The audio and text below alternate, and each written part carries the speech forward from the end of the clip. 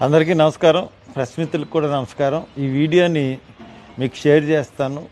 అంటే press meet పెట్టాలి, కానీ ప్రెస్ మీట్ పెట్టడానికి కొన్ని పరిస్థితులు అనుకూలించలేదు. అందుకని ఈ వీడియో మీకు పంపిస్తాను. ఇది ప్రెస్ మీట్గా భావించి రిలీజ్ చేయమని కోరుతా ఉన్నాను. ముఖ్యంగా నిన్న చంద్రబాబు నాయుడు గారు ఒక స్టేట్మెంట్ ఇచ్చారు.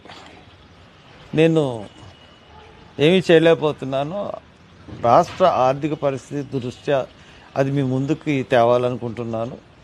నేను ఇప్పుడున్న పరిస్థితుల్లో ఏ స్కీమ్ కూడా చేయలేమని చేతులు ఎత్తేసాడు. నేను ఒకటే అడుగుతున్నాను, చంద్రబాబు నాయుడు గారు, మీరు ఇంచుమించు 9 సంవత్సరాల తర్వాత 5, 14, 15 సంవత్సరాల నుంచి ముఖ్యమంత్రిగా ఉన్నారు.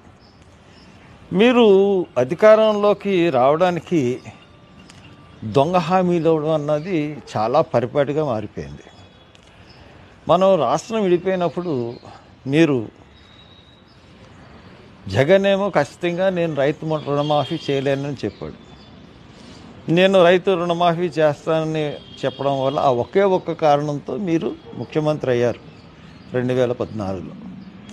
అయిన తర్వాత ఆ 2014లో మీరు కేంద్రంతో పొత్తు అన్నారు. మీరు అబ్సల్యూట్లీ ఫెయిల్డ్ ముఖ్యమంత్రి 2014 నుంచి 19 వరకు. ఎందుకు నేను చెప్తున్నానంటే విషయం, that is the peak time of the all the programs. ఎందుకంటే ప్రత్యేక హోదా, కాంగ్రెస్, ప్రైమ్ మినిస్టర్, బీజేపీ అందరూ ప్రామిస్ చేశారు పార్లమెంట్లో. దాన్ని సాధించడంలో విఫలమయ్యారు. రైల్వే జోన్ సాధించడంలో విఫలమయ్యారు.